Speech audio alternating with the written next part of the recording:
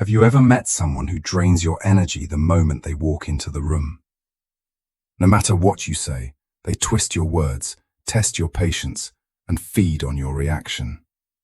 Maybe it's a coworker who thrives on drama, a friend who manipulates your guilt, or a family member who always finds a way to make you feel small. You've tried kindness, confrontation, even distance. But what if the answer isn't changing them? What if it's mastering yourself? Welcome to Stoic Blend, where ancient wisdom meets modern life. Today, we'll uncover how to use Stoicism against toxic people, not to destroy them, but to protect your peace and rise above the chaos they create. Marcus Aurelius wrote, "Choose not to be harmed, and you won't feel harmed." Toxic people thrive on control. They want to see you angry, flustered, reactive, because your reaction proves they still have influence over you. Think of workplaces today, full of pressure, gossip, and competition.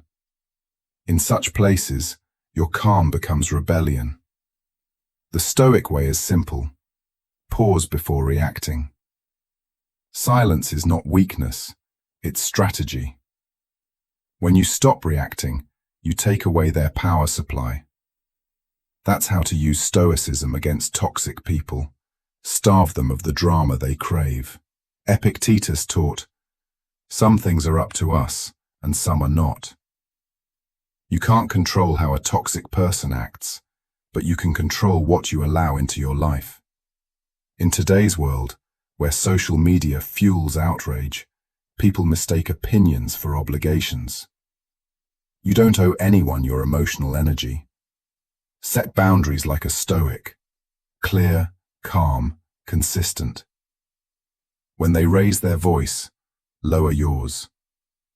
When they push, you stay still. The more you control yourself, the less anyone else can control you.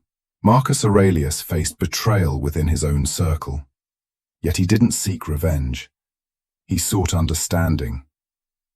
He wrote, "When someone does you wrong, blame not the man, but his ignorance." So when a toxic person criticizes you, ask yourself, is there a lesson hidden in the sting? Sometimes enemies are accidental teachers. They expose your impatience, your pride, your triggers. If you can learn without ego, you turn poison into medicine. That's how to use Stoicism against toxic people, by transforming their negativity into your self-awareness. Seneca said, "We are not harmed by what is said to us, but by how we think of it." Toxic people want you to internalize their opinion. They'll say, "You're too sensitive. You've changed. You're not enough." But Stoicism teaches detachment. You are not what they say. You are what you repeatedly choose. Picture the online world. One hateful comment among thousands. A Stoic scrolls past, not because he's arrogant, but because attention is currency. Don't pay people with your peace. Detach, and you disarm them. Their words lose power when you stop swallowing them.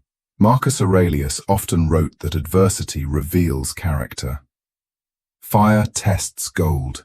Adversity tests the brave. Each toxic encounter is a forge.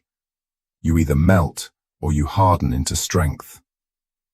So when someone provokes you, ask yourself, is this my test today?